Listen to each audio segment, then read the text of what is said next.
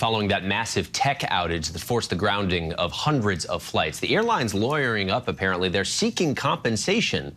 Millions of computers crashed during that outage earlier this month. We want to bring in ABC News transportation correspondent Gio Benitez, who joins us live from LaGuardia. Gio, good to see you. What is the latest here? What's Delta going to do?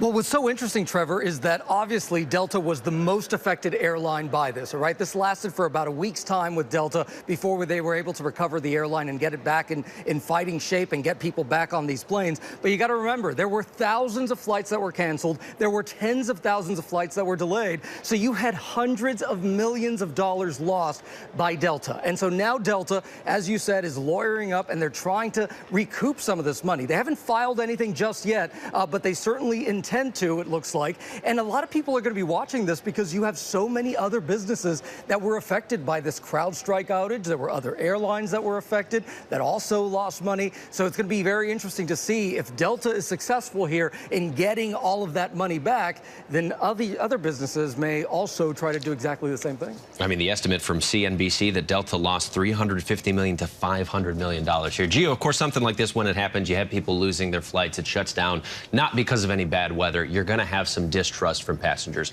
What is the government doing to ensure that these passengers get reimbursed? Yeah, so Congress has basically said, and the DOT has also said, the Department of Transportation, that many customers were complaining about not getting their refunds and things like that. And now Congress has told Delta they need to respond to them. They've sent them a letter because they say that the website does not totally outline the refund policy. And so they want to get that figured out, and they have until later today to go ahead and respond to Congress on that. So Congress and the Department of Transportation, they are very much looking at each airline when it comes to refunds. All right, Gio Benitez, our transportation correspondent. We know you'll stay on that for us. Gio, thank you very much.